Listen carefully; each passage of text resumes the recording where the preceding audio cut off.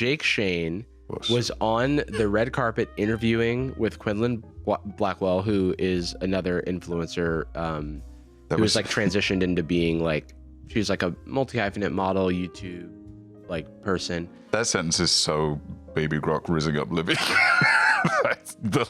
What was her name again, sorry? Quinn. Okay. Quinlan Blackwell. She was Quinlan like big Blackwell. on Vine, I think. Jake Shane. Was she? I know her from Twitter mainly. Jake Shane. But Variety and other major publications are writing about how awkward they are, and I do think that it's starting to go a little far. Oh, it's okay. kind of how I felt. Oh, I don't know because I haven't seen the interviews. me neither, maybe. But I will say that and I'm joking about, it's just like an influencer, and now everybody's like, this is why all influencers should be killed. You know what I mean? Like, We can't let them go outside. Like, we should gather them in firing squad mode. It's the only take. You know Yeah. what I mean? It's like the logical end of every conversation. Not like an individual can't do something poorly. They have to be a representative for whatever their class low that is. You know, like every bad improv scene ends in like the apocalypse or something, or like ends with something like I've got a gun. Every death, I've got a gun and I'm starting a fire. It's kind of like that for every online take, where the final piece always has to be like, they should be sequestered. They must be re-educated and removed from society. Were they working for E? Like, who were they working for? Me.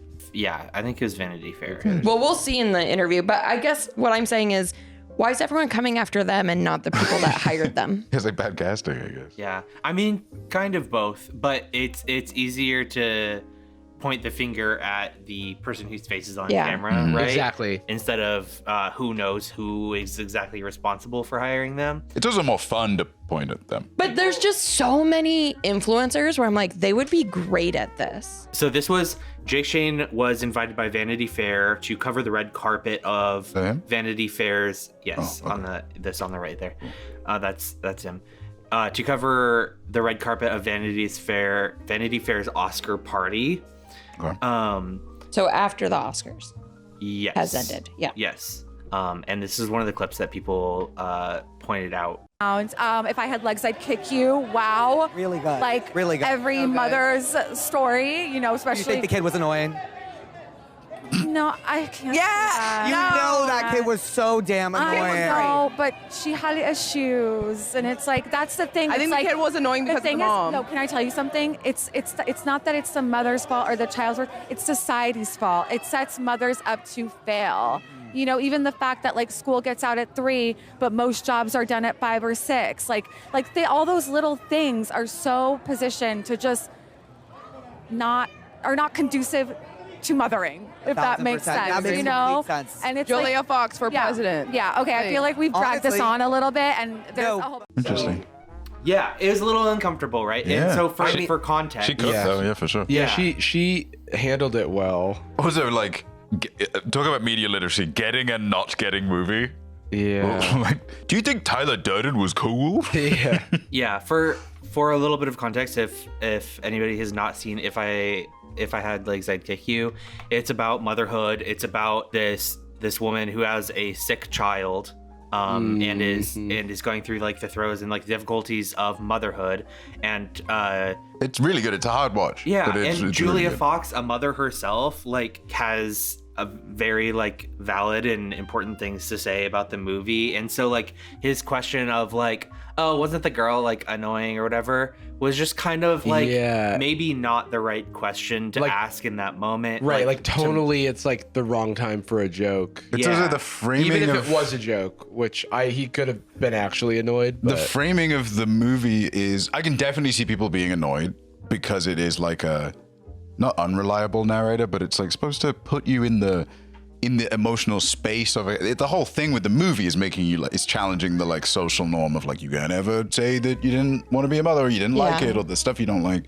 So the idea that it's tactless to say the best, I guess, but it's kind of like if going to the red carpet and being like, I watched that movie, Women Talking. Wish they didn't. I'm like, okay, even if that's a joke, a little weird right now. Because it really just like shits on the whole concept. Yeah. Roseburn was amazing though. Not snubbed, she was nominated, but like, she was so fucking good. Shout out Rose. Shout out Rose. Come on the show. And then so a little bit later, Jake Shane I can't get over the name. and Quinlan are also interviewing Damson Idris. Of F1 Good for lord. this Oscar. Good lord, he's handsome. Yeah, he's extremely Good handsome. lord. It's like- Also, his suit was so cool. Yes. He truly is. That's like ultra instinct. He's like raised. He's like beyond. I actually loved If I Had Legs, I'd Kick You. Me too. Yeah. Did you find the daughter so annoying? Wait, pause. God, brother, chill out. No one said, hey, It's stop. You know how that whiffed? I actually did not expect him to do the same. I thought it was going to be about a different movie, Yeah. about a different thing. I can't believe he's. It didn't go over well the first time. Do you think this was the first time, or like it worked with someone, or at least they pretend they were like, ha, great, like perfect. It almost seems now seeking the validation of like someone's got to agree with my take that the kid was annoying. Yeah. Yeah, did anybody else find that like the Paranormal Activity was scary? Like when I watched that movie, all the cupboards moving and stuff, too scary. I couldn't enjoy one battle after another because all the people doing bad stuff. I assumed the movie was telling me that they were endorsing it. Yeah, that shit should That be actually illegal. is a take, right? That's a discussion happening on Twitter. It is a That's take. your lot. It is a take. That's your lot making those kind of takes. If I'm wrong, then say something into a microphone. Haha. Too late. Too late. Wait, no. Also, Damson Idris is me. Someone says something I need to think about. I go thinking. what? Also, it's What like is the happening? shock of hearing that, At work. makes me laugh. How do you respectfully disagree, but also like don't Yeah. like make him feel bad by like killing his joke? Yeah. Which is a gift that is he didn't earn here. That's Damson Idris being a professional. I think. That's generosity. It's a generosity that you don't always get from a scene partner. Say that, but You know it. hamster He said, seat. mommy, shut the fuck up. Damn. All right, that's kind of Not charming. only but- like saying the same Ugh. quote unquote joke and topic twice, but whenever he respectfully disagrees, going, no, I'm right. Say Okay, it. so Say the I'm right." first, to be honest, the first clip, I was like, he threw it out there, and then when Julia Fox respectfully disagreed and also like beautifully explained like the like what the movie was communicating, and then supported it with crazy thing to examples, say. and then he was like, "That's so true." He like backed off of it, right? True. This is crazy. To Now me. I'm back with the boys. All that happened was there was less pushback. It's Also- not like this guy went like, hell yeah. Also, bro. this came up. He brought this up as something he enjoyed, right? So Well, it's like, let me. yeah. So it's like, why would you? Why? I don't know, man. And I think people will talk about this, but it's like an interesting place to choose conflict with someone you don't know. Yes. Because if I'm introducing conflict with someone I don't know, I'm easing into it. So if you're like know, a representative for a publication, Yeah. your job is you're doing your late night. You know, Yeah. your morning show, both ends of the day. You're fluff. You're not. Don't do bits You're not the that star. you do on your Yeah, channel. that's do the like thing. You're trying to get something from the person you're talking to. You're not the star of the show and you right now. have to love every movie. Yeah. You can't say that's the point. You have to be kind of critically spineless. Just feel like F1 was not boring. Because here's the other thing. It's like there's a time and place for everything. If you are like, now is not the time to get on your critic high horse, right? Yeah, dude. Like it's like there's a time and a place for everything. If I'm the greeter at Walmart, I'm not asking people their politics as they come in. That's not what. the Or thing my is- therapist starts talking about their week. I'm like, oh. Yeah, time and place, buddy. Time He and place. keeps saying, yeah, that was one of my favorites too. So he liked the movie. And I think a way that he could have talked about this in a much more like nice way would be to say they did such a good job of making you feel the pressures of being a mother with all of the kid yelling at you with Yeah. which is what the movie There is. was- The movie makes you feel what the main character, the mother's Did y'all feeling. see Die My Love? Anybody? No. I know nobody really saw it. I haven't seen If I Had Legs I'd Kick You, but in Die My Love, there's a part where a dog is whimpering, and it is so annoying, I guess is a word you could use, but it's extremely like It's they're- cortisol spiking. Yeah, they're doing it to evoke. Yeah. You know what I mean? And so it's like I can acknowledge that I'm I'm feeling this thing because the movie wanted me to feel this thing. Yeah, this movie made me cry. I think it might be evil. Right. That's kind of the movie's mean. I was annoyed, and the thing is, I think it's like if I was annoyed by something and it wasn't intentional, then that's one thing. Yeah, but if it's mix or something. If it's clearly like the point, if it's clearly like trying to communicate something, then it almost doesn't matter that you were annoyed, because you could be like, they created an uncomfortable soundscape. Yes. Yeah. What the hell did he think the movie was about? Intentionally, yeah, I don't know. Just hanging out. Shut the fuck up. Damn. Oh my gosh. Going through it. Well, so was her mom. It was good. It was a lot of fun though, and it was a great year for film. In general. It really was. It's like the moment where I realized I've gone too far. It was a lot of fun though. It really was. It was actually what yeah. a jaunt it was. Oh my god! It was, Through all the horrific realities of motherhood. I love that kid too. I was just kidding I before. was joshing when I went full scream. There's something really funny about the as it gets more uncomfortable, the screen gets so little, and they just show you Ed Norton. Like, They're like, this guy we're cutting you off. to show you a guy everyone hates. Another funny moment that people were pointing out was the interview with Kris Jenner. Clash of the Titans. Every time I see Kris Jenner, she's 10 years younger. Good. How are you? I'm incredible. How did you get this gig? I love it. I don't know, honestly. But you know what? You are the hardest working woman in Hollywood. Of all time. People just thought it was funny that How she did was you like, get how did you this- get this gig? I'm like, was there any discussion before that, or had she heard something? Like what? Yeah, but she must I be don't familiar. know. Like I she wonder just if she clocked him? recognized I think him. she's probably familiar with him. Yeah, because I didn't. So I'm so interested in the access, like Hollywood. I'm so interested in the access of like the celebrities, because the thing about Jake Shane is that he does all these mainstream interviews with celebrities, but I don't know how or why. Yeah. Well, he has a podcast, right? No, that's what I mean. But I'm like, when we have a podcast too, and I'm like, why don't we have never had? Why don't we get like big celebrities? Like, Kris Jenner. but I think he's one of the examples of someone who was sort of invited into the mainstream through like he has a role in Hacks. Yeah. And so that's I think if we were making a concerted effort to, it's like every journalist in the White House press corps is not the best journalist of them. Like, it's not just the 50 best journalists ever born. It's just the 50 most wanted to do that journalists, or the most pushed for that.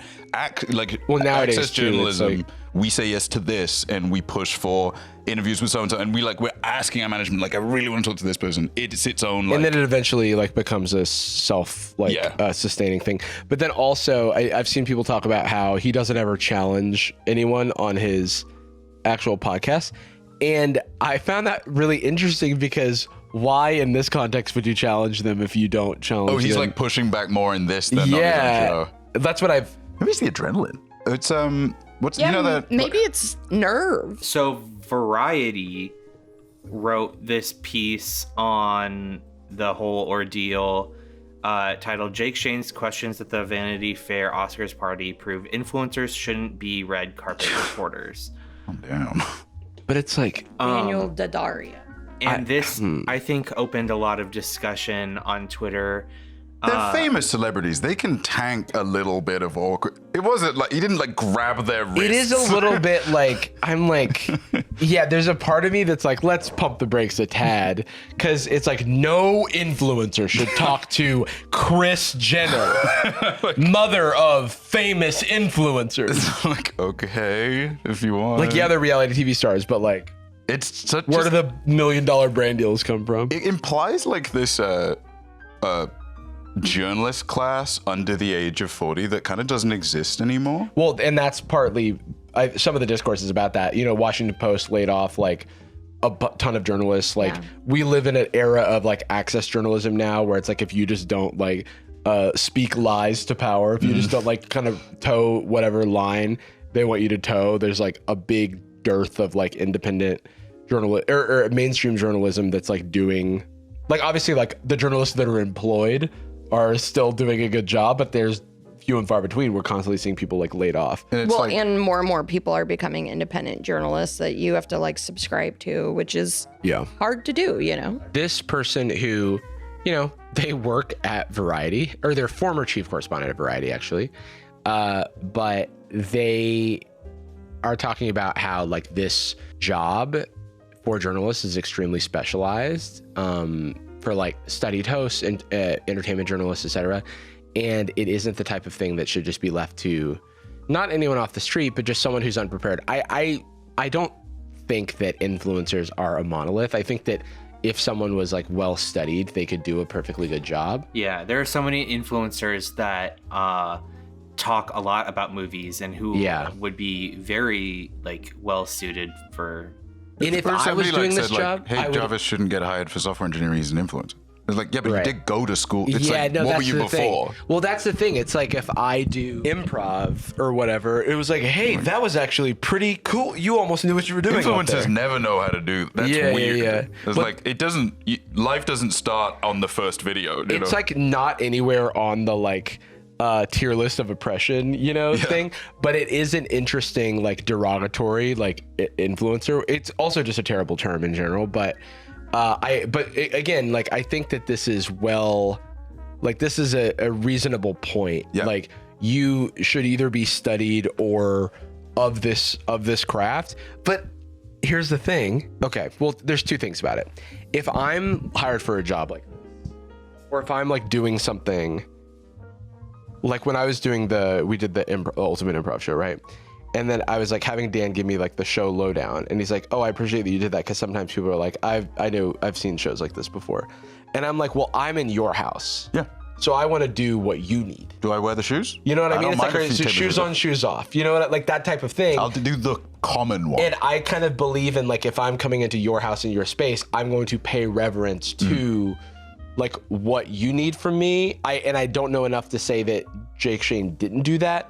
Or wasn't given the context, or you would think that an institution like Vanity Fair would have the means to put these seasoned entertainment journalists behind this thing. Yeah, some people have pointed out that Vanity Fair, this is their first Oscars like party since their new editor was implemented or brought on. Interesting. Yeah, about like how like he might prioritize like Jake Shane's like subscribers or followers or like view count or whatever to get eyeballs on the interviews over something like someone who would be more like apt to like do something to do like the interview itself. But the risk is that like that's one of those things where you like move a load-bearing brick and you're like, oh, I didn't know it was actually holding so much weight, because if people are, you know, have done this job before, they are preventing so many bad things from happening that are invisible when they don't happen. And like, why do people, you're losing so much time when you sleep 8 hours every night. Then you start sleeping 2 hours and you're like, oh, I see. You have to like for living. Because the hallucinations start almost immediately. Yeah, I understand. So the day before the Oscars, the Rolling Stone released this interview with Jake Shane, where he talks about what he does like on his podcast or in is this the one about how he doesn't push back because there's always going to be another interview? I saw something. I think it might be from the same thing, but it might not be this clip. Yeah. Oh, he's at South by. Do you ever feel like you're doing acts of journalism with your interviews, or do you feel it's a different category altogether? I think it is insulting to journalists to say what I do is journalism. I don't know about that. It is, and you can clip that. So, I'm not a journalist. I didn't go to school for journalism. There are real journalists out there asking real, thoughtful, hard questions. What I am having with people is a conversation. You can say that's journalism, but it's not hard-hitting. What I do isn't hard-hitting. I want to create a comfortable, friendly environment for my guests. Do people consider things like call her daddy journalism? I mean, they shouldn't. Right, but because I'm like our show isn't journalism. Like, it's like I kind of am a little confused by the question at all. Well, does he do stuff that feels like journalism? I think he's mostly talking about his podcast. I think this has happened before. This is not new because people said this to Mark Maron too. Where it's like, oh my gosh, you get so much information out of your guests. you get so much honesty and vulnerability out of your guests. I see. And Mark Maron was like, yeah, because I'm having a casual conversation with them. Yeah. I'm not a journalist. I'm not. It's kind of because he's not a journalist. Yeah. Like, that's why. Like, I'm not, I don't have a goal. I don't go in with a goal. Like, I have questions prepared, but I'm not. Every now and again, like, it's not out yet, so I can't talk about it, but I was working on something with an investigative journalist, and I was kind of like sidecar helping them because I had some background on something. And there were a few things I was talking about in my own like little, armchair investigations. And he's like, oh, hey, that you're doing like investigative journal stuff. And I'm like, don't tell anyone that. Like, because for the same reason that Jake says here, I'm like, you're giving me a compliment, which is very sweet. But like, obviously, like I am not bound to the same training, like code of ethics, like incentives. Going back to the red carpet interview is, I think that's kind of like where the discussion is centering around is like, is that a job for a journalist, or is someone like Jake Shane or like an influencer who isn't necessarily held to that same like standard? And it sounds like historically it has been. Well, I disagree. I think that kind of job is a broadcaster job. That is not a journalism job. Which has been bundled into, like an anchorman is now a journalist. All of these things are being forced together because the company, Vanity Fair, doesn't want, this is why I'm like. Vanity's in the name. Why is Jake Shane, and it's not fair, being targeted when this clip he's being very honest and forthcoming about what he does because he's visible. It's like it's so boring. I know, but to like call out Vanity Fair. Yeah, that's not fun at all. I think you can't pwn them. It's weird. Say, your outfit's bad. Like, because again, what's the crime? Like, make sure the punishment fits the crime, right? Like, I'm like, okay, the crime is being a bit cringe. Yeah. So as far as I can tell, unless he's like, there's bodies hidden somewhere I don't know about. Yeah, even the like, if I had legs, I'd kick you is not like, it's just a whiff of a joke. It's not like it's a swing and a miss. A painful, like, you could probably be annoying and be like, it's actually extremely sexist. It is, like, and maybe sometimes you swing too hard and you hit someone behind you and you go, I'm so sorry. Fucking shit. I really didn't. I was trying to hit the ball. We shouldn't sell baseball bats to anyone. Yeah.